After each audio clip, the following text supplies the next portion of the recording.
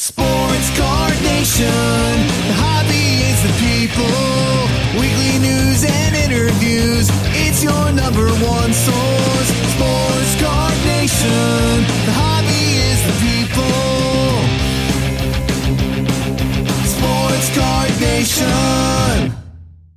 Welcome to another stocked and loaded episode of the Sports Card Nation podcast, the show that brings you all the important hobby news, discussions, debates, opinions, info, and interviews with key hobby and sports dignitaries. Also, if you're good, you know we are going to give away something. Now, here's the guy that wanted the cards more than the gum.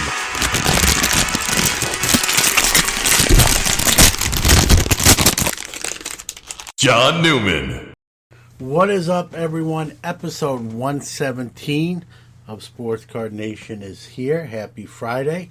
Happy whatever day you're listening to the show on. Hope all is well out there with you and yours. Excited for my guest today, which is David Lee. He's a contributing writer to Beckett Media. He's an author, huge football guy. So me and him, let's chop up a lot of football today. If you know anything about me, my favorite sport to watch.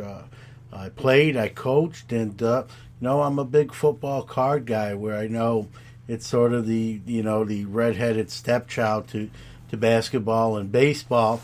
Still, I do a lot with football stuff, and David Lee knows his stuff. He's come up with his own instructional course and card course. We're going to talk about that, what it entails, and what it does. It's a great tool, especially with a lot of the new influx in the hobby. But like he's going to tell you too, it's good. Even if you're established in the hobby, there's portions of that program that can really help you out. So we're going to talk about that. We're going to talk about football. We're going to talk about the state of the union of the hobby. So it's not all just football, but it's leaning a little bit on the heavier side of football. But the hobby, his course, and the whole 9 yards. So without further ado, let's get this party started. Hoo-ah!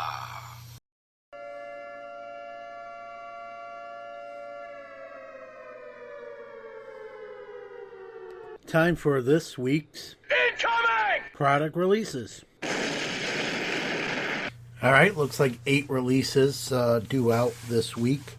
Nothing immediate, but on the 10th, we have a bunch coming out. So on March 10th, all these are March 10th, 2021 Topps WWE Road to WrestleMania, 2020-21 Panini Revolution Basketball, 2020-21 Upper Deck Black Diamond Hockey, 2020-21 Upper Deck Series 2 Hockey. Look for Kaprio Kiprusoff. Young Guns will be the chase card there. Also on the 10th, another highly anticipated item, or release I should say, 2020 Upper Deck Marvel Ages, as Upper Deck does Marvel. To close out the week, 2 items on March 12th, 2020 Panini One Football, and 2020-21, I should say, Donruss Baseball. So there's your week in hobby releases. Happy ripping.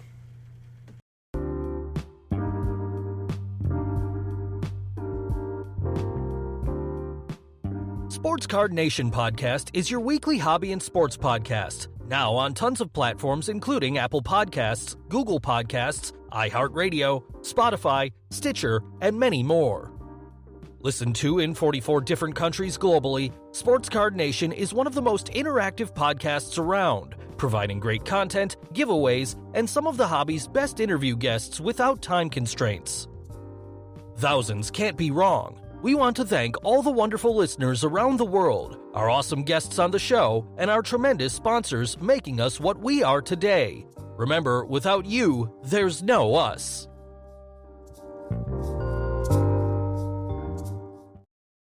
It's time for the Hobby What's Up, where we go around the hobby world and tell you all the latest news and breaking stories from the hobby we love. What's up? What's up? What's up? What's up?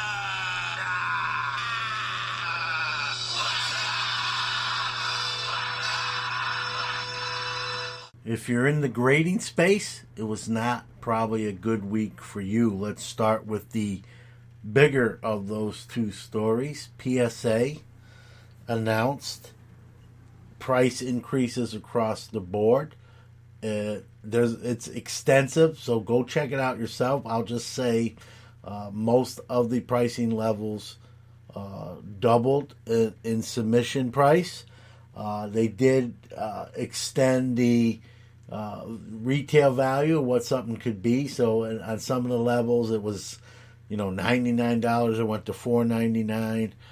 That went into the hobbyist favor, but the submission prices increased across the board, and in some cases 200%. Oh no! Yep, but let's be real. It's being done intentionally.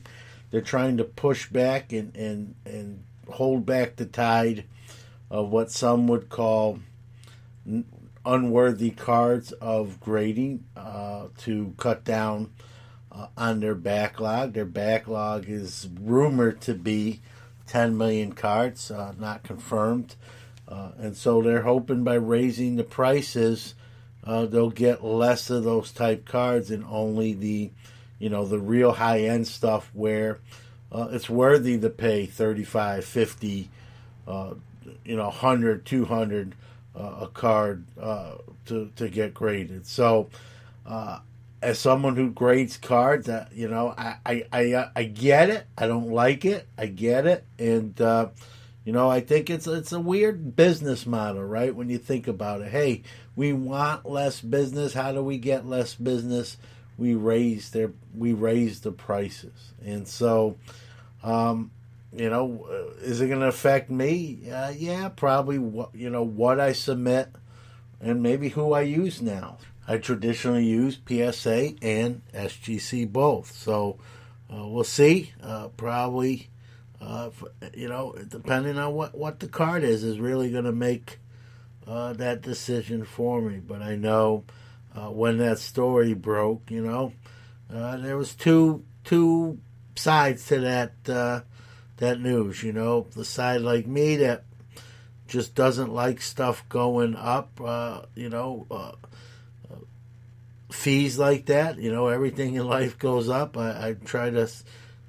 It's nice to see maybe something don't, but no such luck. And then there's the other proponents that say this is a good thing, that we need this to happen to, stem off the influx of cards flooding the market. And my premise has always been that's for the grading companies to figure out, the problem. But raising prices, I don't like. I think it's a weird business model. But it is what it is. That's what they've decided to do.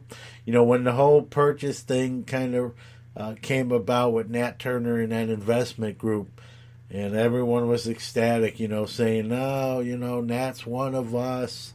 We're going to see all sorts of positive changes going in our direction, our way. And I said it, I said, hold your horses. This is, Nat might be a nice guy, but he's an investor. He builds businesses. It's about dollar signs too. And so some of the early indications, some are not indicative of what I think people expected. Now, things can change for the better, but, I think they're going to run it like a business. It's now privatized. They don't have to answer to shareholders. They also, a lot of people also didn't realize, too, in this press release, they've suspended, at least for now, crossover services. So if you had a card graded by another company, you could send it in and they would, cross it over to their slab. They're suspending those as well. All right, staying in the grading space, the new company, Hybrid Grading Company.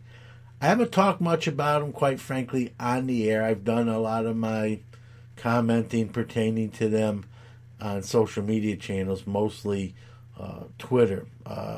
They have probably some of the best looking labels in the game with all the color coded to the card itself. They're sharp. I'm definitely gonna say the label. If we're giving out grading card awards, probably wins best label.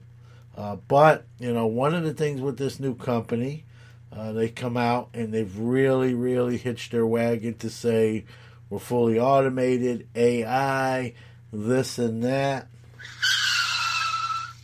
And the Rockets, red flag. Uh-oh. Well, they took off any mention of AI or automation off their website all of a sudden. I've been an outspoken critic. I don't even want to say I've been an outspoken critic. I consider myself a fair person. My stance is I was giving them credit. Their label looks great. But if you're going to come on as a new company and claim that you're fully automated, you need to show some of that. You can't make that claim and expect as a brand new company, in a sense, operating out of your garage or for who we don't even know. A lot of claims here, but you gotta show us something to say you're fully automated. And whenever that question was asked of the owner of the company, Tyler Hipp, he always sort of ducked the question, if you will, but there was never a video or any kind of evidence to prove or assume that it's true. And so I thought the timing of it, I kind of came out on Twitter at least and was very strong about until you show it, you got to stop talking about it. We can't just take it verbatim. And others were as critical or more as I was, and soon it was off the website. So, I'm all about competition. CSG looks like they're doing fairly well early. SGC is back to 3 or 4 week turnaround. That's great news for them and for the consumer. And so I'm all about competition in the grading space, but I'm not about false claims. And I'll say they're false. Everything's false technically till you can illustrate it. And so, they've made claims that they can't, they're writing checks and the money may not be in the bank to back up what the statement is. And now that statement is not even on their site no more. So, I know when PSA raised their prices, and I'm definitely not defending PSA here, HDA was quickly on that to jump on that and say, well, we're working just as hard and we're not raising prices. You only been in the game less than 2 months, and you're bragging that you haven't raised prices, that you're working hard. You limit how many submissions you can intake, and I understand that you're a small scale company. I get that, but don't if you're going to take a shot at your competition, you got to know where you're at and what you're saying, and just kind of blew up in their face. Can they recover? I don't know. I mean, no, for someone to knock PSA off their perch, it's going to take a lot more than what HGA offers. And so, if you like them, good for you. Like I said, the labels are sharp, but I just don't know, what's going on behind the scenes, if there's substance to their sauce, and definitely not a good week for that group there. All right, Brian Gray and the Pro Set Group now are bringing you the second print-to-own card.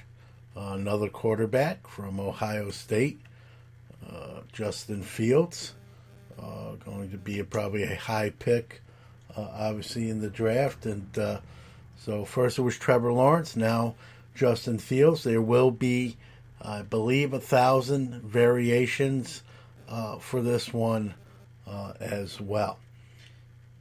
Luka Doncic, $4.6 million, one-of-one logo man rookie from National Treasures, is now the second highest priced card to sell literally within a few weeks of the first place, if you will, 5.2 PSA 9 1952 Topps Mantle. Different buyer for the Doncic. Gentleman's name is Nick Fiorella. Him and a partner have teamed up to purchase the 101 Doncic logo man for $4.6 million. Holy cow, I don't believe it! About half of what Doncic makes per year. They even paid for the card with a personal check. A picture of that check is making the way around social media. So if you ever wanted to see what a $4.6 million regular check looks like, it's not that hard to find. Check out social media. Like I said, it's making the rounds. Now a word from one of our returning sponsors, Hot Box Cards. Hey folks, tired of going to the retail store and finding the wax shelves cleaned out bare? I've got the answer for you, and that answer is Hot Box Cards. They offer a monthly subscription service at a great price level. What's better than getting a box of sports cards on your doorstep every month? Not a whole lot, and these boxes don't cost a whole lot. Let me tell you what's in each and every hot box. 3 relic or auto cards, 3 unopened hobby packs, 50 bonus cards featuring stars, rookies, semi-stars, inserts, and parallels. And 1 in every 5 boxes has a red-hot envelope with a surprise card. They also honor expired redemptions with a comparable item, so there's no worry about getting that old redemption card with nothing to show for it. Check them out at www.hotboxcards.net and put in promo code SCNation. SCNation all in caps to save even a little bit more money. March is Mystery March, where every box gets a black envelope with a clue about what player is inside.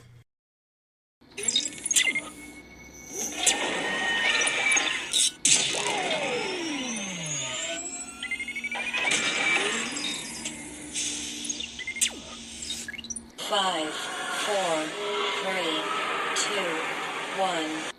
Commence interview sequence. Joining me now on the One of One Card Shop guest line, he's a contributing writer to Beckett.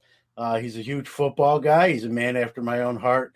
There, he's got he's just designed a sports card course. We're definitely going to talk about that amongst other things, and definitely going to pick his brain when it comes to football and football cards. But I don't want to make him wait too long before introducing him. Mr. David Lee, welcome to Sports Card Nation.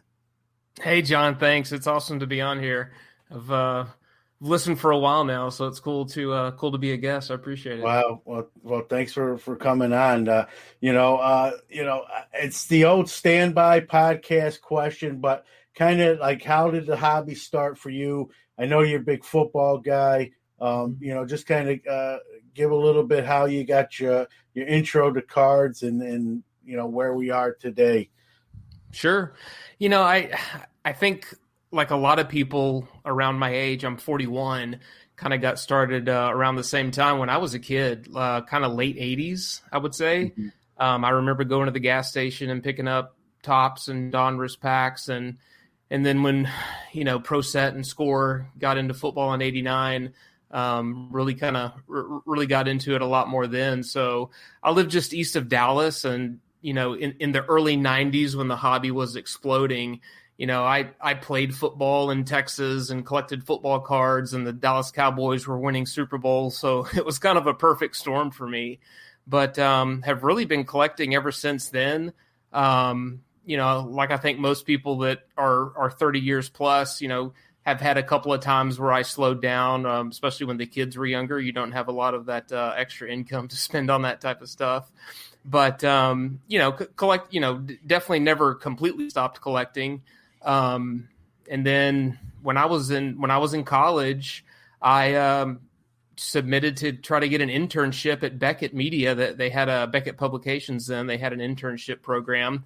I was going for a degree in journalism with a focus in public relations, and got into to their internship program, and they hired me on full time in the editorial department after I graduated college. So it was kind of a dream job for me, and was able to meet and interview hundreds of professional athletes, and just kind of be right there at the center of the hobby with the manufacturers and distributors and dealers and collectors and all that type of stuff. So it was it's been fun, turning a passion into a career.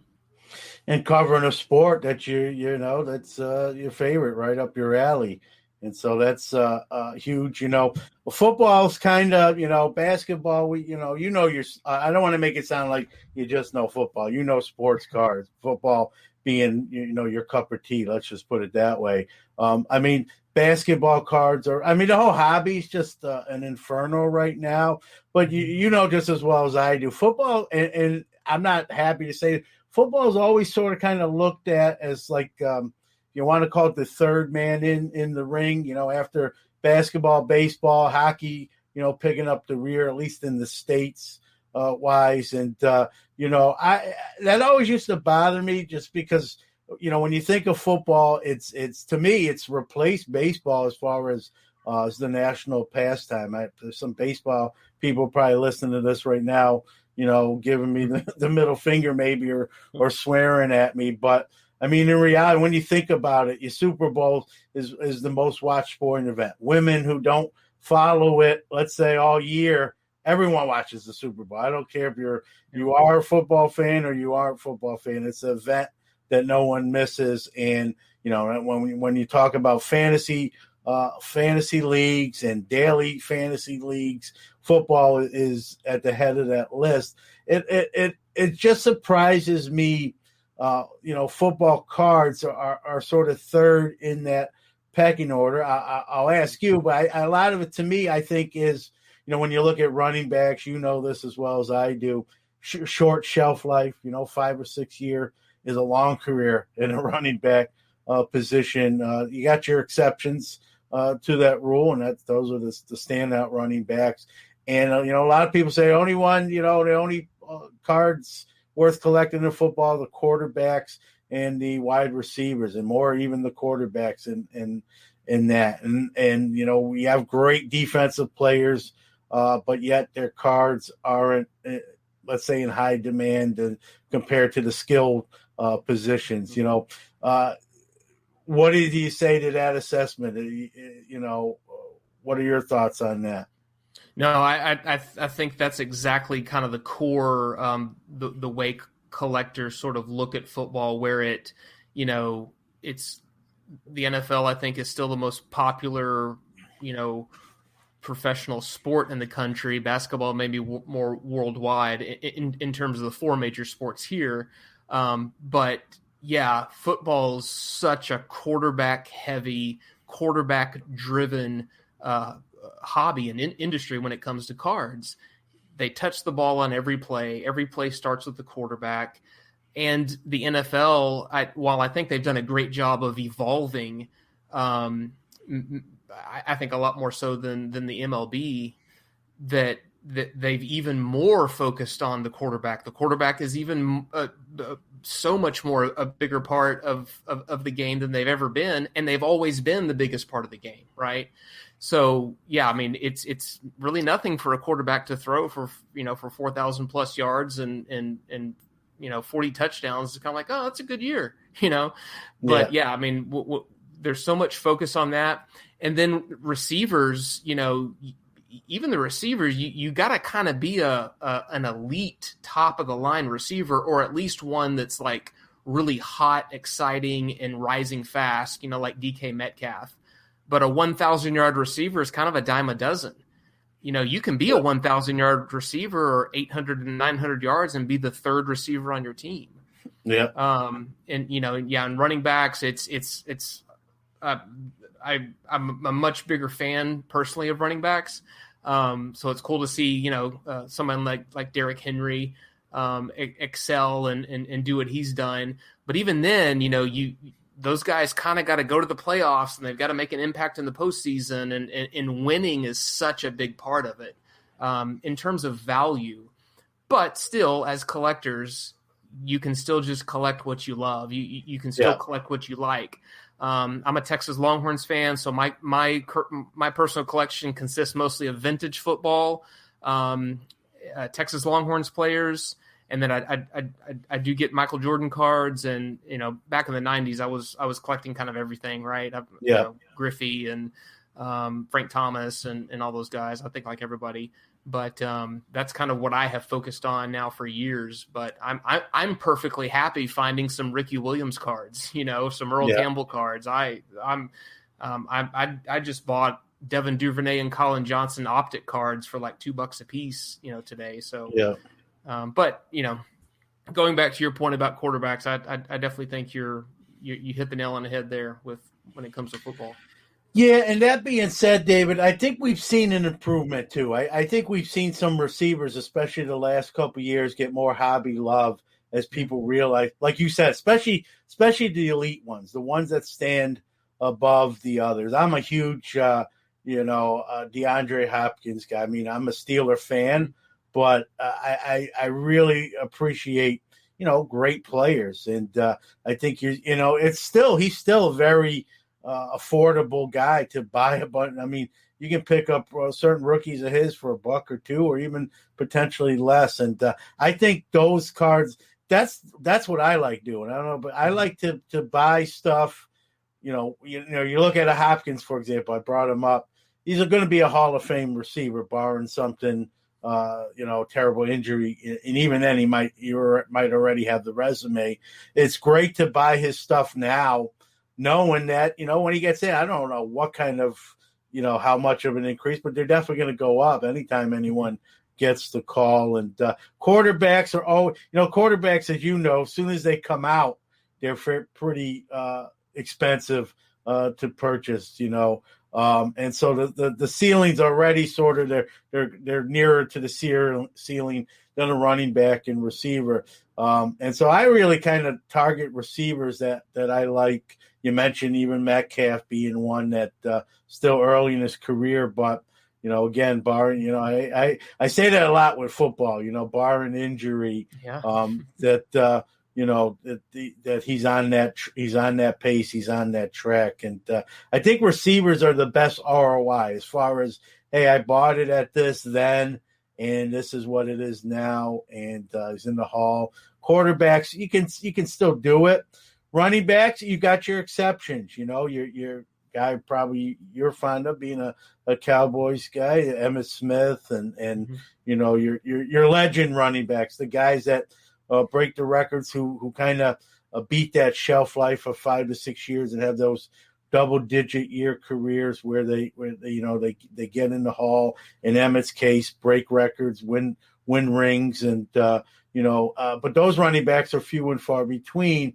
But when you get one, and if you're in on them early, I mean, that's where, if you're reselling, I mean, like you said, collect or enjoy what you do, even whether you're reselling or not. But if you're looking at someone who, sells maybe to even fund your habit, so to speak, Right. You got to find that running back. We've seen running backs kind of come on hot and then just sort of fade away. I mean, Le'Veon Bell is kind of getting into that category now, former Steeler. For me, since he left Pittsburgh, he's been kind of quiet. So they're always, to me, the quarterback's probably the safest play if you hit. Running backs are always the riskiest, and I think the wide receivers are sort of in between. And I'll never understand. I know that it's not a sexy skill set position, but it always bothers me, maybe because I played defense as a football player myself, and that the defensive players don't get more hobby love when they're so crucial. You look at a guy like Khalil Mack, and I know, J.J. Watt's on the back end of his career, but, 3 or 4, Aaron Donald, these guys are like, anytime you have to game plan for a defensive player, you realize the greatness of that defensive player. Yet those guys, you can buy rookies of all those guys, almost single digits. Even some of the premium stuff for Khalil Mack are still $10, $15, $20 max if they're not autoed, obviously. But it always bothers me, like as a former defensive guy. A little kind of shameless plug for myself. In high school when I first got there and was playing, I came in sort of as a tight end / defensive player on the other, defensive lineman, and a guy in my high school that wound up playing in the NFL, who was a high school All-American, went on to be a college All-American, really made me change to play defense if I was ever going to see the field. That's a gentleman, and we lost him a couple years ago, Chris Gedney, former Bears and Cardinals tight end. And so I thanks to Chris, I had to quickly make my mark on the other side of the ball. So defensive, and I became a defensive coordinator in the coaching. So defensive guys always have a place in my heart, but hobby wise, always a struggle to get that hobby love. I think we've seen a little bit more there, but got a long ways to go.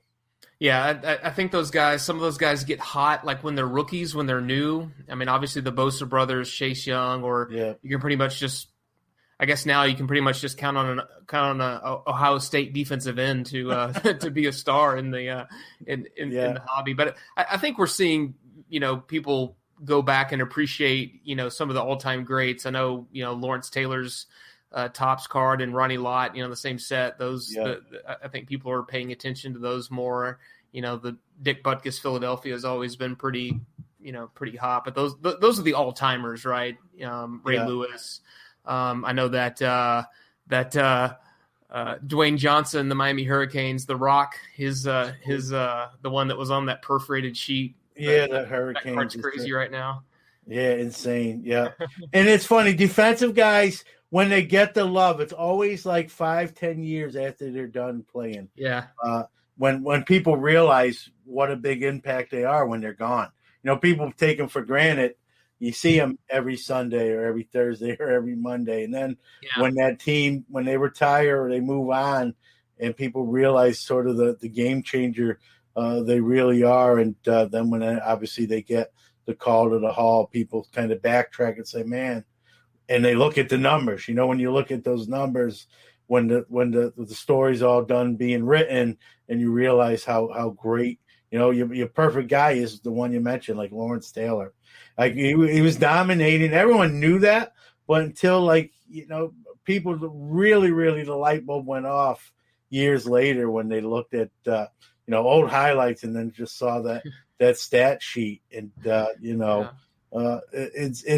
feel bad that they don't get more love during their playing days, but at least they get it eventually. Yeah, but part of it's just the nature of the game. It's hard for those guys to stand out, or for a lot of them to stand out, just the way the game is played and what's focused on, and even the TV camera and all that stuff. With baseball, you get one guy coming up to the plate one at a time.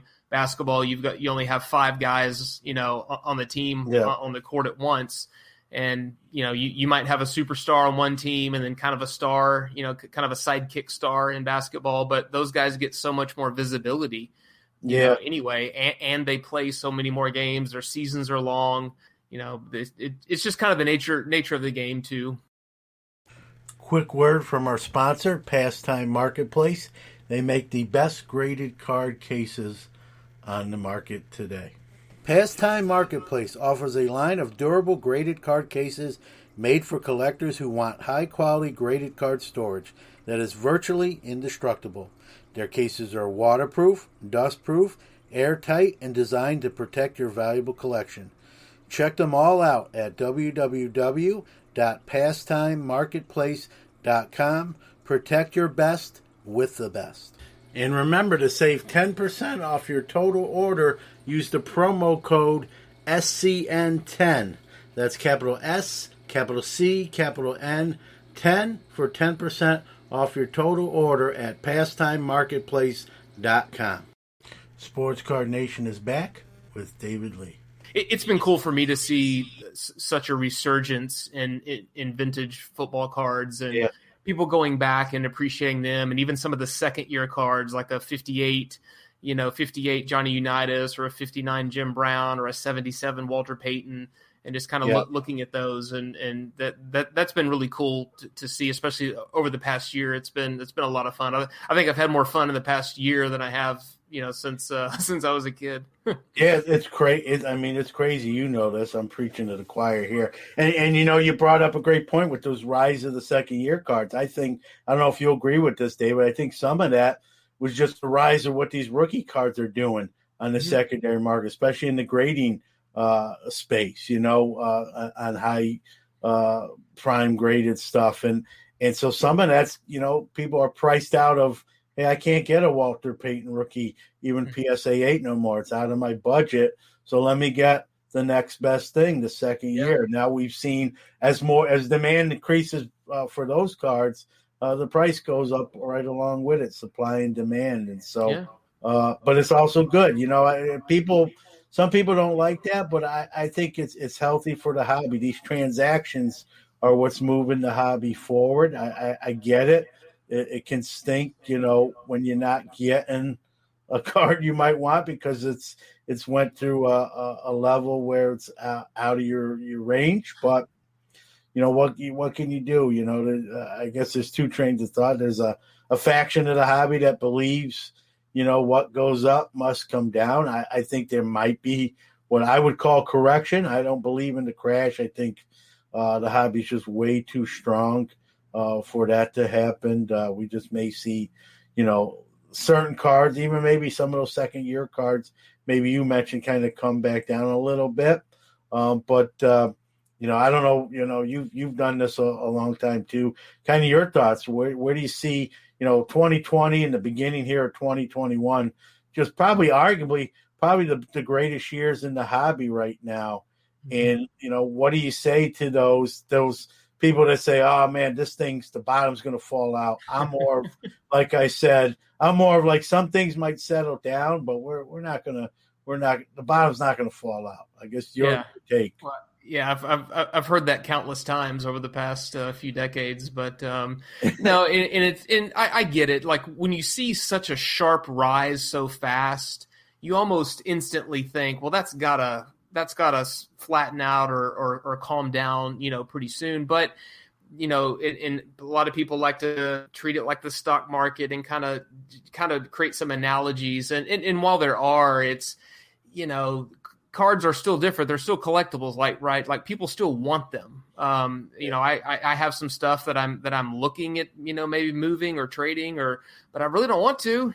I want to keep them, or upgrading, things like that. So, I think what we saw this year was really kind of a perfect storm, though. I think the industry was on a pretty good uptick anyway, and then we had the COVID kind of quarantine, lockdown, shutdown, whatever you want to call it. But I think that caused a lot of people to kind of pull out their cards or pay attention to what's going on. There really weren't any sports, so maybe they were looking back at the older stuff. Or I think the online activity, the Facebook groups and message boards and things like that really kind of helped keep people connected, and really kind of helped just kind of pour gas on the fire.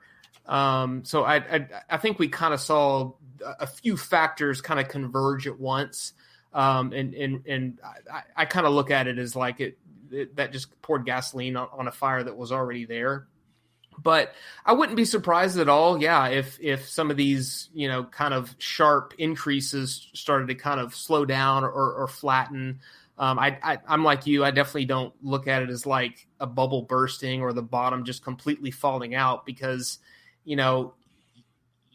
even those of us that were collecting in the early 90s, I was young then, but I remember, kind of when things started to get muddled up with, all these different brands and programs and inserts, and got kind of confusing. But, of course, that was also back when you had to go to a card shop or a show to get your cards. Right. Yeah. And good luck finding an individual card that you really wanted. Maybe you could pull that off at a show, but now getting re-engaged is a matter of just getting online and buying and figuring out, getting on some Facebook groups or whatever like that and meeting some people. So the ability to get re-engaged is never been easier. So I think there's a maturity there. So I definitely don't see, such a sharp fall or what a lot of people are predicting. There's a lot of uncertainty about the economy right now. I get that. But I also think that people are kind of looking at, looking at cards as a legitimate way to make some money. In addition to the just true collectors, or the people that want to kind of dabble in both of that. Yeah, I mean, it's definitely an asset class, and I've always said, there's people who aren't doing it for that reason, and that's great, But I don't think you can, when we see these prices, and you've seen them on auction houses in the millions, you can't look at that and say that's not an asset class. Right? Yeah, Ken Golden actually had a great Instagram live. After those Jordans sold, the PSA 10 Jordans, after the $700,000 ones, he was talking about that. Obviously not naming any names, but basically hinting at these are people who don't care what the price is. They just want one. They realize how few of them are out there, and it's almost like collecting fine art or artwork. An original painting or something, because no one's making any more 52 Manals. No one's, they're here. Some of them are found, 86, 87 Fleer basketball. There's still boxes and cases out there, and people are pulling out their stuff. But still, no one's going to make any more of them. It's done. So there's that aspect of it too. But yeah, you're right. It's what we're seeing with those numbers. Those are people that it's more of a status pop culture kind of thing, which I think is really cool. I think sports cards has really crossed this.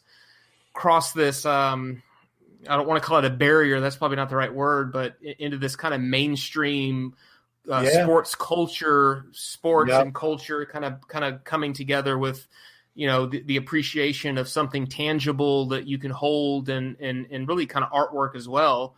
That was the cool thing. My favorite thing about the Project 2020 that Topps did was really kind of merging this brand and following of these artists with the super strong brand that Topps has had in sports and culture, and then kind of meshing those together. So I think there's a lot of that too with those really high dollar cards, and then that garners a ton of national media attention, and some of these big time players and celebrities who are kind of getting involved and seeing opportunities. Yeah, it's become more mainstream. It used to be. It's never been like this to me, but you know what I mean when I say, it wasn't as cool to say you collected cards back then as it is. Oh, my kids still make fun of me. Like, hey, I looking at your cards. Yeah. I got my case open and I'm organizing them, and But that's funny. But it's become more. I don't know if I want to put it. I guess acceptable. It's more. People who aren't even into cards, like you said, it's on financial networks. It's on regular NBC News are doing pieces on it. People who are in the news. I have to pardon me. I forgot his name, but he's in the news and he's a huge collector. And he they interviewed him, and I think he's the NBC political analyst. And Olbermann? I think so. No, not Keith Olbermann. Man, if I hear his name, I'll know it. But okay.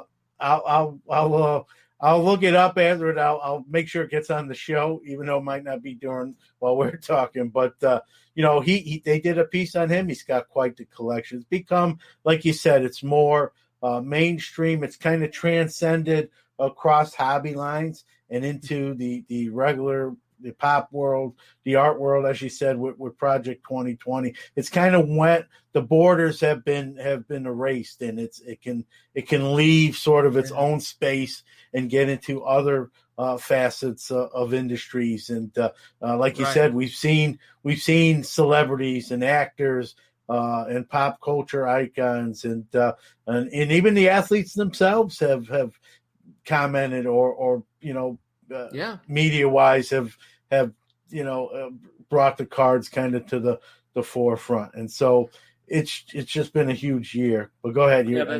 That's what's been really interesting to me is seeing some of this engagement from people who, seemingly have never really had an interest in cards before. And that's kind of what there's always this talk of, we need to re-engage kids in the hobby and get those new generations. And I totally agree with that. But I also think that it's totally possible for adults to get involved in the hobby for the first time, where they never collected as kids, and now they're maybe in their mid to late 30s and their family's kind of established or whatever, and they're sports fans. But it's certainly possible to get involved in the hobby for the first time as an adult, and I think we've seen a lot of that this year. I know I'm in the Facebook groups a lot, just kind of meeting people and growing a network of collectors, which I absolutely love. I've also attended the Dallas Card Show 3 times over the past few months. They're hosting every other month now. The next one is in like 2 weeks, but the last one had 450 tables. It's a big show, and Ricky Williams was signing autographs. Billy Sims was there. Bob Lilly's been there. Drew Pearson.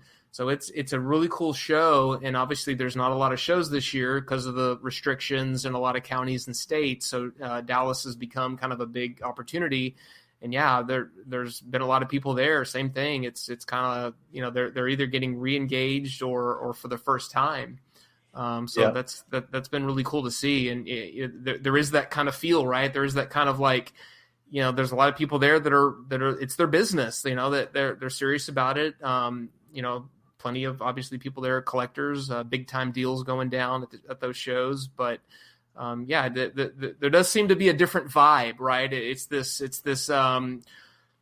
culture, sports appreciation combined with this tangible value artwork sort of, some of these cards are 70, 80 years old now.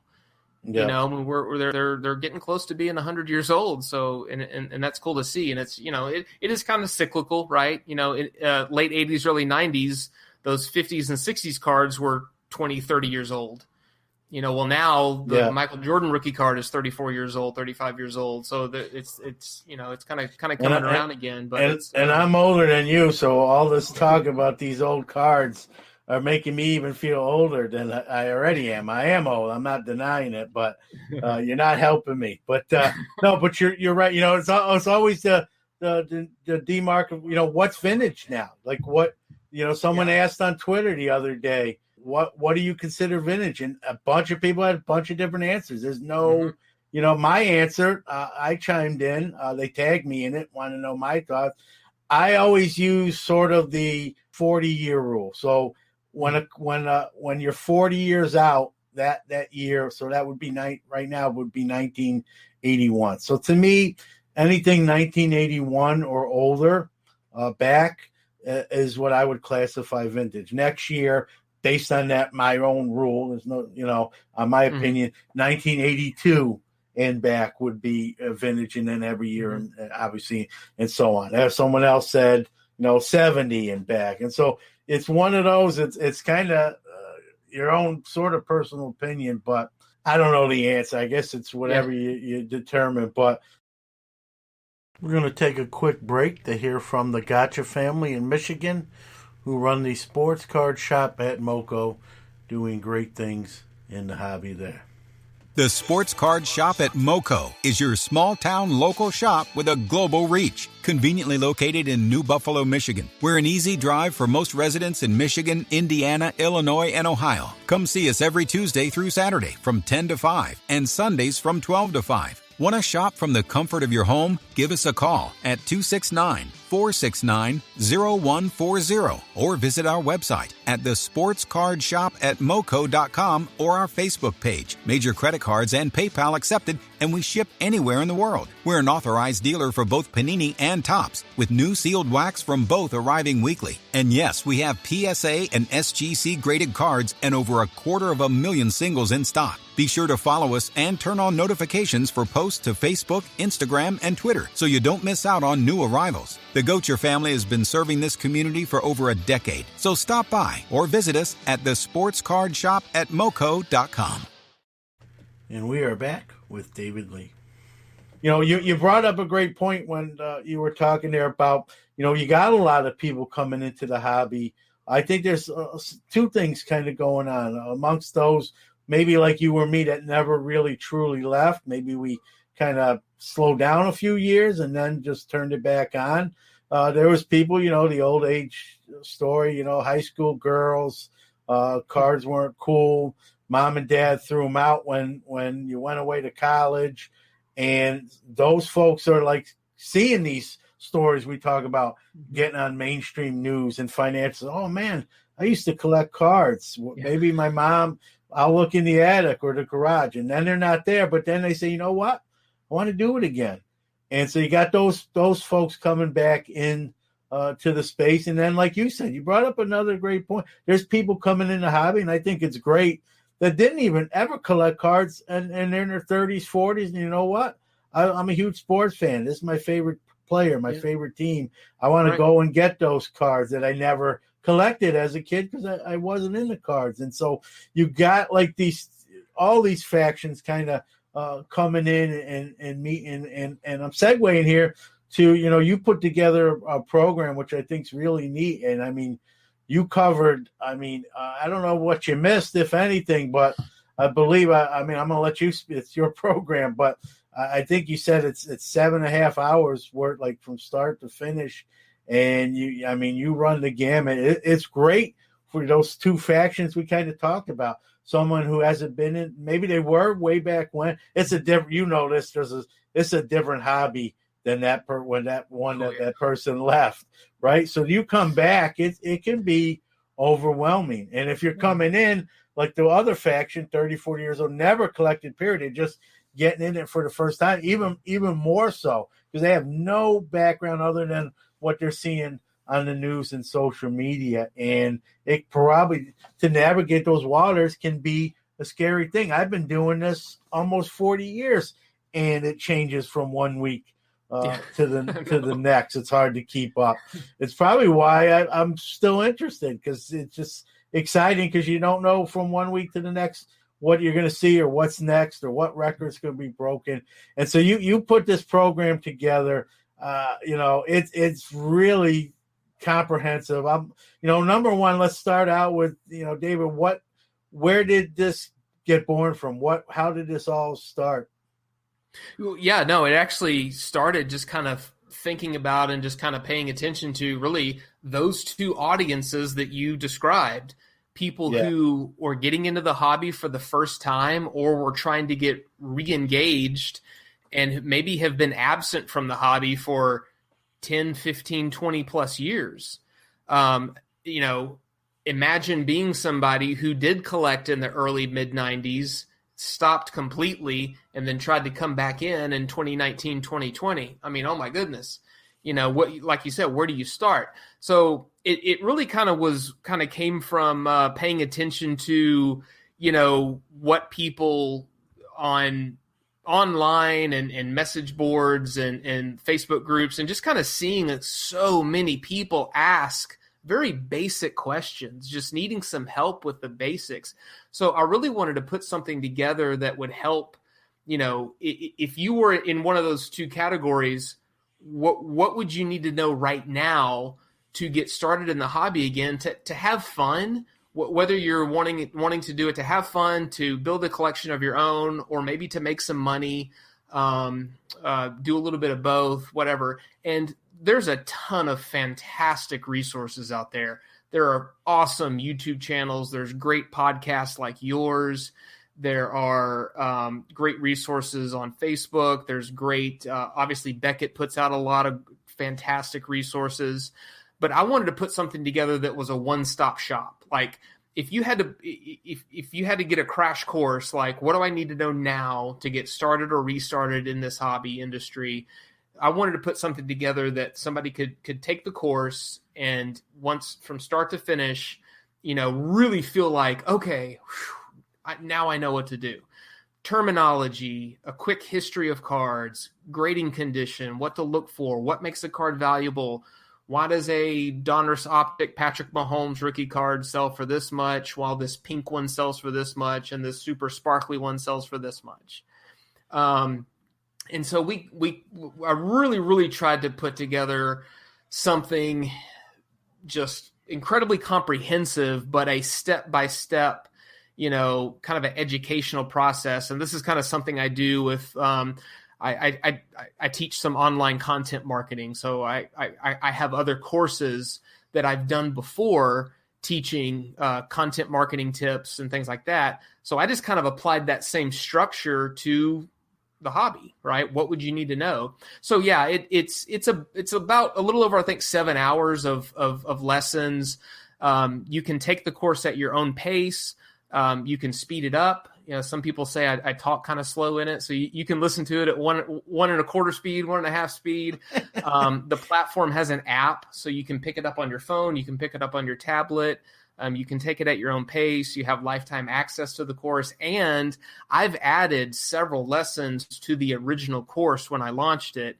So I'm constantly, and those added lessons have come from ideas from people who've taken the course. They have extra questions, or they have an idea for me like, hey, this was great. Could you maybe extend on that?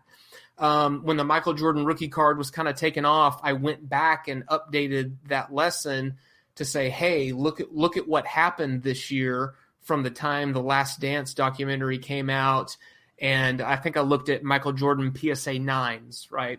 In how much, the trajectory. So just adding stuff like that, and any lessons that are added to the course down the road, anybody who has already enrolled in the course can go back and watch those lessons. So it's a pretty cool platform. It's a platform called Udemy. But anybody can check it out at coachdavidlee.com/cards. That'll redirect you directly to the course, coachdavidlee.com/cards. But that's why I put it together, is just I really didn't see a one-stop shop, like a one core place that people could go to sort of get a refresher kind of crash course. But had really fantastic feedback from it. I had a test group of about 50 people take it and give me feedback and stuff like that. So, but yeah, and it's kind of a living, breathing thing. Like I've updated, I'll change it. The hobbies, this too. I mean, the hobby's changing 1 week to the next, 1 year to the next. Like you said, the program gives you the freedom. Hey, we're pivoting. This is something new. Let me plug it into the program. Yeah. And even if you've taken it before, you can come back and learn the new nuances of the hobby or whatever's current and stay current. And, I think that's great. And a lot of content, this too, David, a lot of guys, and I try not to do this, and I don't. I may say kind of who I like or what I buy, but I don't like to. A lot of people just want to say, oh, buy this guy, sell this guy. And it's the hobby's more. I mean, I know that's part of the hobby. I'm not poo-pooing it completely, but there's more to it than that. And that kind of advice anyway is for someone who's probably established. Yours is going, it can be daunting, like you said, coming into the space without a lot of knowledge. You're just seeing, some of these golden auction records, and you're like, I can't get back in. These are what these cards are worth now. It's too late, and it's not the case. That's just part of the story, not the whole story. And so, I think, and that's exactly the purpose of it. Is like nothing in the course. Like I don't suggest that people should buy or collect any particular player or type of card or insert or parallel or anything. My whole goal was to give people enough information to where they can make those decisions by themselves. Whether that's if they're ready to get started now, or just equip them with the knowledge that they would need to help them make those decisions. We cover like some of the popular products, in football, and some of the ones that tend to have the higher value. If you're looking for investment or whatever, some of the some of the established brands like National Treasures and Contenders and Prism and things like that. But that's exactly right. Like that was the whole purpose. Was I never wanted to tell somebody I never wanted to steer them in any sort of direction. I just wanted to give them the information and help them make that decision on their own.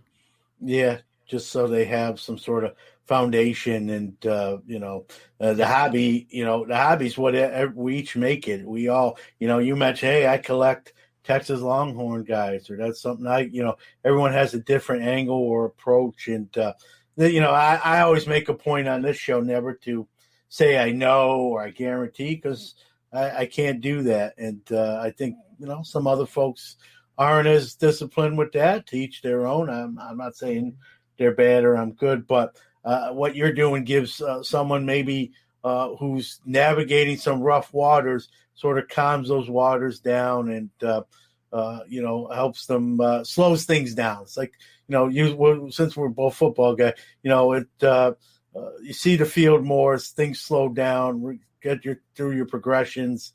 It's not as a scary landscape as it could be without it. And I think it's important because, the hobbies, I've said this, Dr. Beckett's line is, it's the greatest hobby of all hobbies. And, you don't want people to get scared off or feel overwhelmed and leave. I mean, if someone's going to leave, that happens. But I hope it's not because they don't feel like no one could help them, or there was no resources to keep their interest, or make those the landscape a little bit easier to get through. And I think your course will do that. And like you said, it's great because you can always you'll add on to it as the hobby evolves, and those folks can still come back and catch up what they need to be caught up on. Now I know you said you took some of the feedback you got to add stuff on, but this is something you've totally done yourself. Mm-hmm.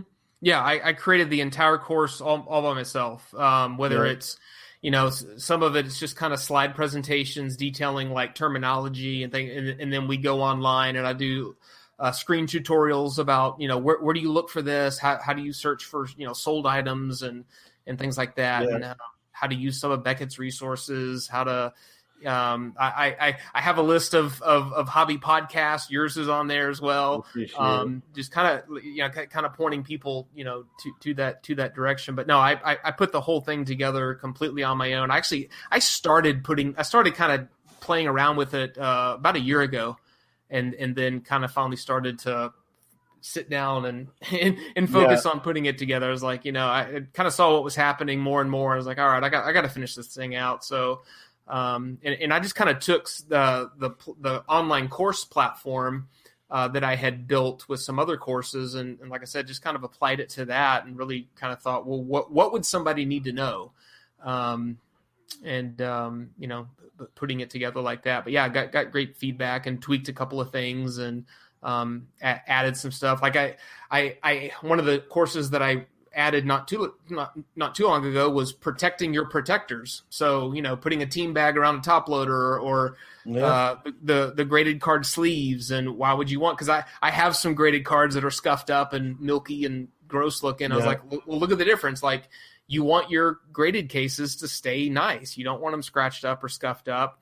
So just things like that. That, like, I didn't even think about including that as a lesson, but that kind of came about later. I was like, well, yeah, I should do that, So yeah, that whole lesson was on protecting your protectors.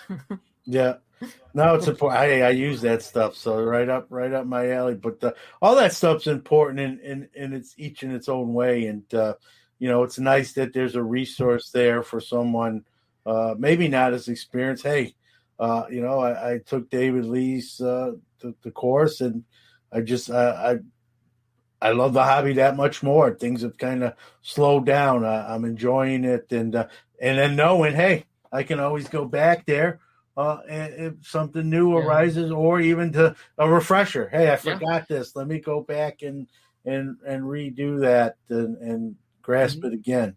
And anybody on the platform can ask me a question. You can type a question there, and it'll send me a notification that, hey, so and so who enrolled in the course has a question, and I can get on there and just answer it on the platform. So it's pretty cool. Udemy is a completely like international online course platform, so it's really cool. But yeah, it was fun, and it's been cool to know that people have gotten a lot of value out of it, and that was my goal, right? To just because I want people to enjoy the hobby, there's some people get in and they get frustrated or they this bubble's going to burst or whatever. Well, it's never going to burst if you have your I've got my Ricky Williams and Earl Campbell cards and my Walter Payton rookie card and my Bobby Lane 48 leaf, I like those. They're mine, they're in my collection. So I want people to find what they want. I want people to find why are you in the hobby?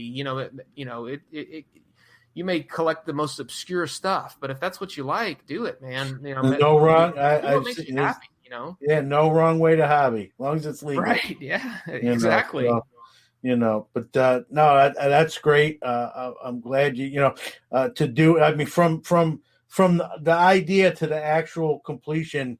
I mean, how would you describe the process? Was it kind of what you thought? Were there hiccups?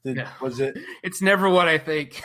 My background obviously is in magazines, and creating a magazine, every issue from the time you think ideas for content and hiring writers and working with your designers, the process is never what you think, but that's what's cool. That's what you learn and you learned about it.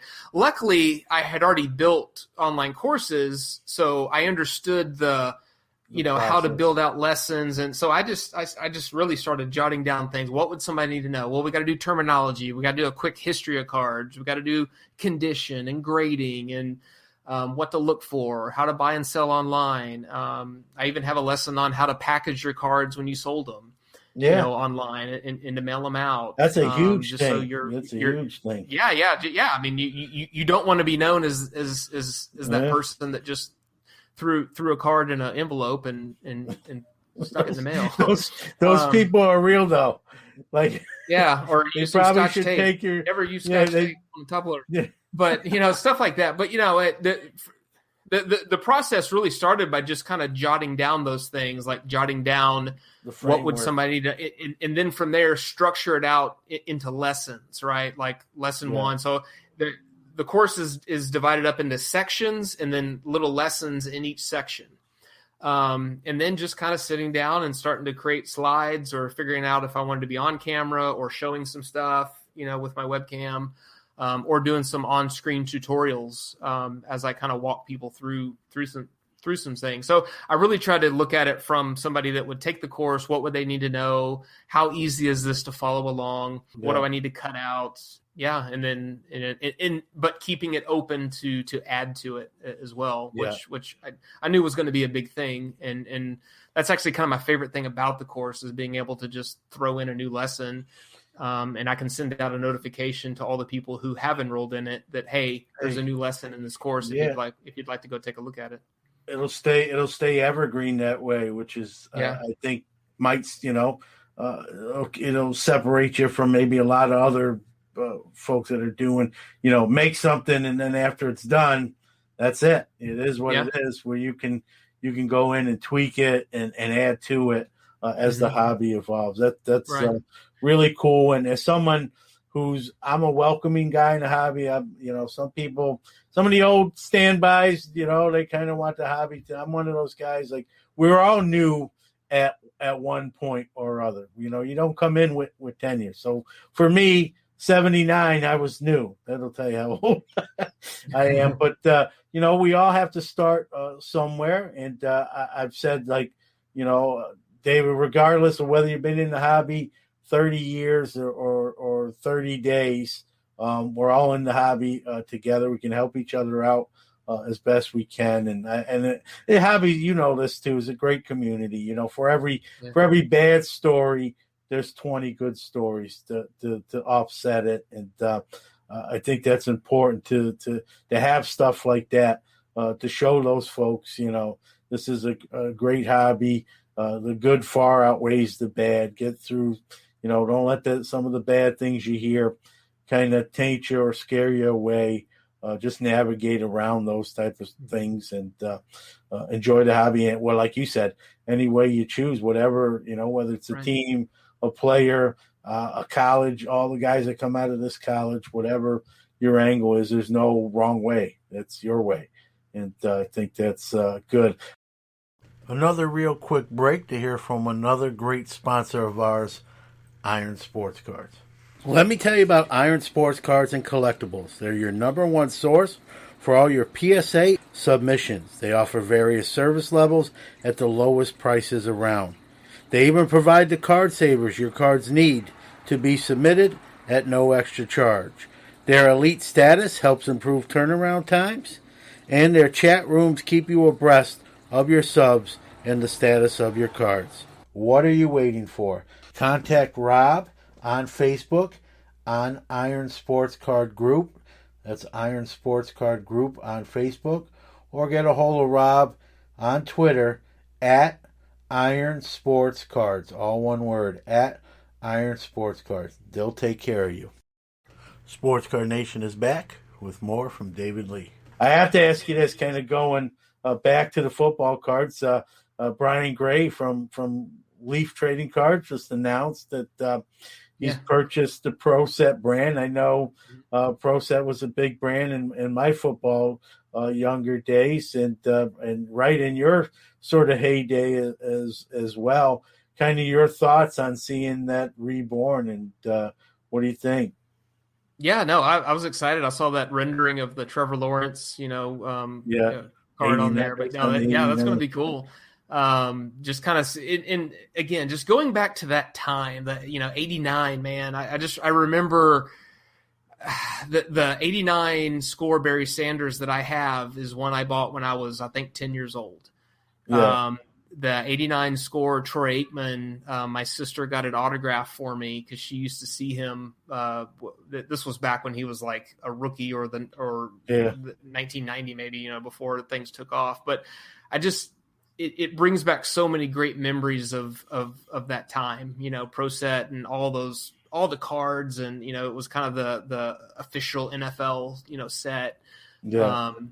And it was such a large set, and that design, really brings back a lot of memory. The Pro Set logo, the Santa Claus cards, the Pro Set. It was such a cool time. It's like you can just close your eyes and like remember, things back then. And my mom used to drive me around to the sports card shops and shows, and I had my list of what I was looking for, and I would bring my box of cards in case I could trade or anything like that. So that just brings back a lot of cool memories for me, right? And, seeing that kind of resurgence, and it's kind of funny too, because like Leaf has had that really popular Trevor Lawrence U.S. Army All-American autograph. Yep.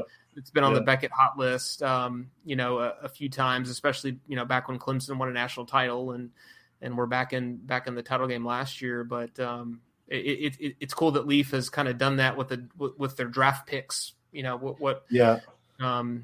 Baseball calls them prospects, right? But in football, that's more kind of their wheelhouse of that draft window, right? Like actually coming up a few weeks, and then kind of into that early off season. So it's cool. Just brings back a lot of cool memories. Yeah, same here. It'll be interesting. My memories of the original Pro Set, like you said, just some of the quirky stuff that they did that was outside the mainstream. The Santa cards.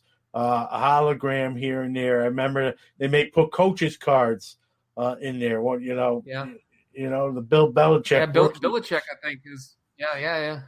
With the Browns. And so it's stuff you never normally would have seen. The only time you saw a coach card on a non-pro set was when they were just in the shot when it was a player's card, and they were in the shot, but they actually have the card be fully about the coach, was something different at the time. And they just they were sort of, I don't want to say the bad boys, but they sort of like said, hey, the rules were, we're not going to color inside the lines. We're going to color a little bit outside the lines and do things a little bit differently. It'd be interesting to see what Brian does with it. I know he mentioned there's going to be a metal version, which would kind of be cool to see.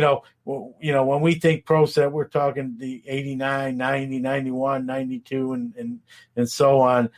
Before we had obviously the technology we have today, it'll be interesting to see the modern spin on an old brand and what can be done with it. That'll be cool. And what I do like about what Brian does with the Leaf products is that he really does try to leverage just that college. Even though they don't have the CLC license, they have the state flag from the players where they played from, and some of those tandem cards, and so that'll be a cool flair, the college stuff married with the Pro Set brand, from that launched in '89. That was really, that was the NFL, kind of stamp of approval product. So that'll be a cool twist to see the college players. And if you know anything about Leafs MO is they don't overproduce a product. They sort of this is Brian's word himself, is their boutique with it. So it'll be interesting to see, what they do. They can go in a lot of different ways here, and it'll be interesting to see what some of those ways will be. But David, thanks for coming on. As always, I like to give the guests kind of take your time. Where people can enroll in the course, any websites, URLs, social medias, handles you want to give out. Take your time. Tell people where they can find all this stuff and you. Yeah, again, you could go directly just at coachdavidlee.com/cards, and that'll redirect you right to the course on the Udemy platform. You can enroll right there. Like I said, there's an app, so you can take the course on your laptop, on your phone, on your tablet, and pick it up on whatever device, as you go. Take it at your own pace. Lifetime access to the course. And then really the best way to get in touch with me is just go to my full website, coachdavidlee.com. That's kind of my marketing site. There's a lot of clips of my writing up there, of stuff that I've done for Beckett, stuff that I've done for the college football playoff. I was able to write the game matchup feature article in last year's national championship game program that was at the game, the Clemson LSU game. So that was pretty cool. So we've got a clip of that up there. And then obviously I have links to my Facebook profile page, Instagram. Instagram is the same, Coach David Lee, so at Coach David Lee. But the best way to get in contact with me is just go to coachdavidlee.com. So everything's on there. That's the central hub, as they say. So. Yeah. Well, again, thanks, David. Thanks for doing that. I love that stuff that helps people in the hobby, even someone maybe experienced, just to fill in some gaps. As I've always said, no one knows everything. I myself. I learned some stuff making the course. Like I was like, oh yeah, I forgot about that, or that's changed. So that was fun. Yep. But no, this was fun, John. I really appreciate it. It was cool. Well, I listened to the podcast for probably really started listening to it, I think, about a year ago. So it's been cool. Yeah, I appreciate that. As I always say, when someone gives a compliment like that, check will go out tomorrow. But no, I appreciate that. And again, thanks for doing that. Thanks for making some time. And anytime I get a fellow football guy on, I always relish the opportunity. So yeah, we always need to talk more football for sure. Yeah, no doubt. It's the shortest season. It's the longest off season. I already miss football. So yeah. I'm counting down the days. Yeah. Here we got spring training. And I'm still thinking, like you said, about football. So I know. Yep, definitely. We'll have some new 2021 products coming up here pretty soon. I'm a massive draft fan, so I love that transition from college to the draft. So I'm definitely one of those guys that just dive in and draft and college recruiting and things like that. Yeah, I'm a draft guy too. So you're preaching to the choir. My Steelers got some work to do. That's for darn sure. Yeah, they've made some good picks though. Yeah, here and there. They got the wide receiver thing down. They got to work on some of the other things. I was a big fan of James Washington when they got him from Oklahoma State because Longhorns had to deal with him for a few years. Yeah, they don't utilize him enough, but we'll see what happens with Juju. We might not be able to pay him, and so if Juju goes, James Washington moves up a pay. We'll see. Right. So, all right. Well, I know you're in Texas. Stay safe, stay well, and we'll have you on again for sure. All right. I appreciate it, John. It was fun. All right. Yeah, no doubt. Thanks, David.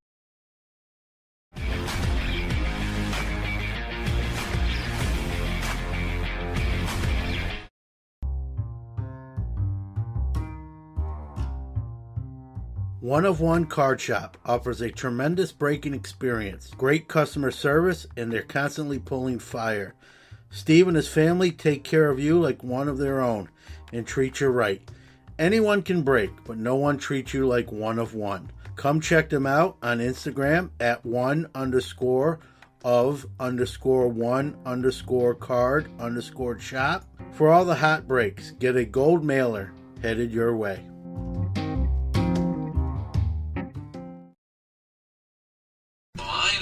Chunky that left these chunkies. Newman! Open the door, Newman. I know you're in there. Sports Card Nation. All right, it's time for Newman's Rambling, where I select one question I get each week and answer it on the air. John, you seem like an astute man. Thank you, Mr. Walken. Maybe you can help explain something to me.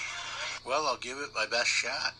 All right, today's question, again, is one of those questions I've been asked from multiple people, and it was my thoughts on Top Shot. Top Shot is, it's even hard for me to explain because I don't like it, I don't do it, but I'll give it my best effort. Top Shot is the shot, they sell packs, and in the packs, it's online, are highlight clips from the NBA. And so I guess you can resell them. There's a secondary market.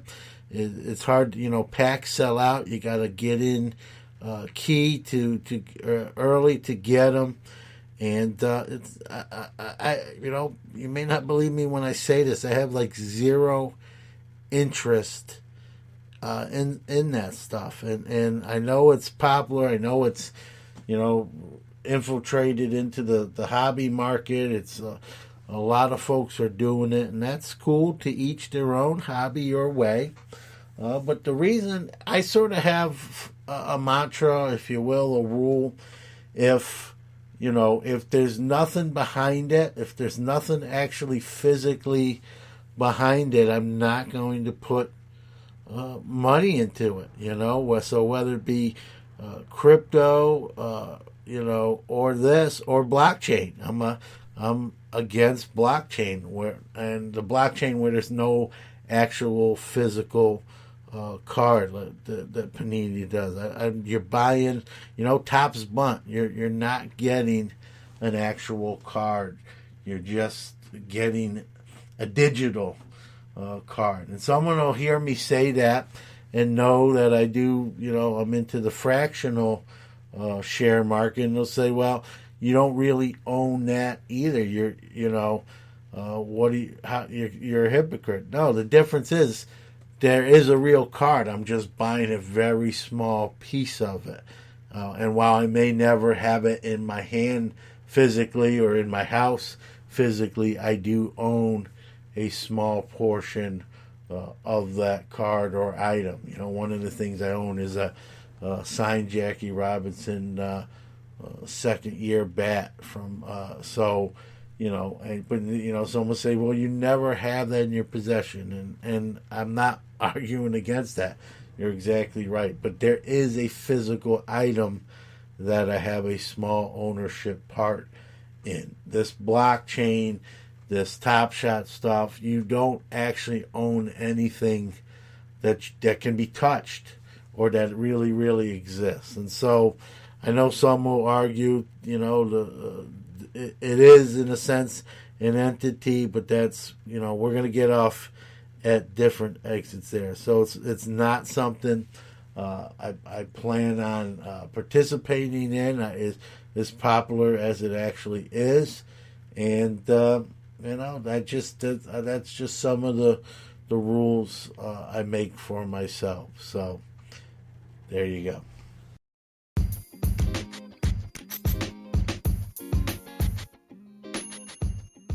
We love our listeners. Without you, there is no us. We care about your opinions and feedback and invite you to reach out to us on any of our social media accounts. On Instagram at SportsCardNation Podcast, Twitter at SportsCardNati1, or email the show at SportsCardNationPC@gmail.com. We don't ask for much, but if you really like the show, give us a shout out. Tell your friends or give us a follow on our social medias. If you enjoy the show, please give us a positive review on iTunes or any of the platforms you are listening on. Thank you.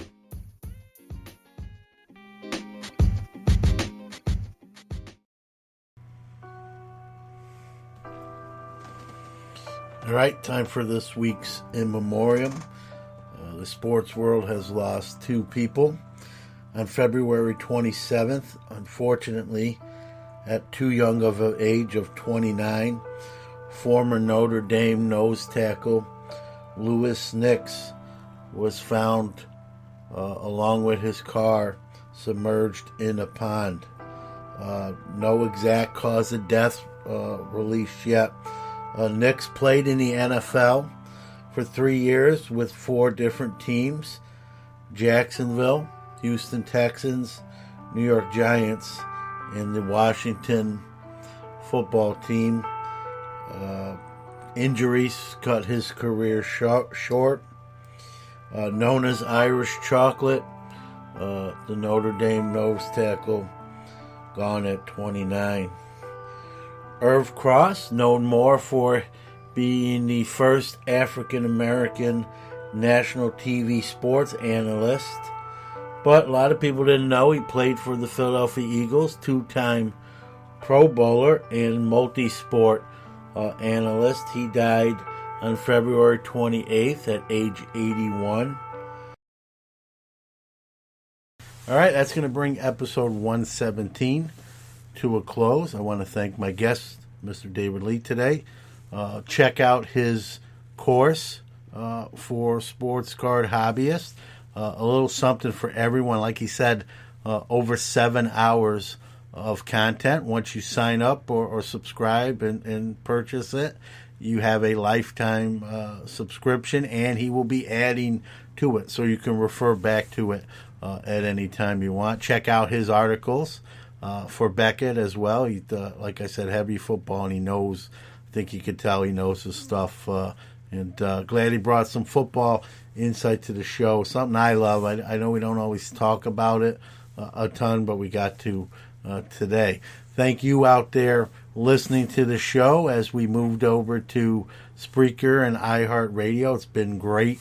No regrets, and doing very well as we continue to grow our audience. And again, no matter whether you're listening for the first time, folks, or been with us for an extended period of time, I'm very appreciative of that fact. We are not here without you, and not an episode goes by and I'm not going to acknowledge that. I'm not going to take that for granted. So thank you. Again, check out Hobby Hotline. If you're listening to this show on release date, this show, Hobby Hotline tomorrow, 11 a.m., we'll have myself, Dr. Beckett, and Uncle Rich Klein, and maybe a special guest dropping in as well. Next week's guest on Sports Card Nation is baseball collector Mike Moynihan, YouTube content creator. He's got his own podcast, The Golden Age of Cardboard. Check that out for sure. Some collection he has of Hall of Famers and autos and cards. And we're going to talk about, but he's the guy that passionate for the hobby. He's got his finger on the pulse, as the line I always use. And we're going to talk about grading. We're going to talk about what's going on in the hobby with a lot of the new influx of people, kind of our thoughts there, and State of the Union. I always like to do a kind of a State of the Union when I talk to someone who's been in the hobby a long time, because like me, they've seen many ups and downs of the hobby, and now with the current boom, I always like to get their insight, their take, and Mike knows his stuff, and so we had a great conversation. It's going to be a longer episode, I will tell you that in advance, so be prepared, but great, if I may say so. So with that being said, we're going to bid you adieu. I hope everyone, as we starting to get some good outcomes, good numbers with the vaccines, I hope this recording finds you and yours in good health and good place. And we'll see you a week from now. And as always, remember, the hobby is the people.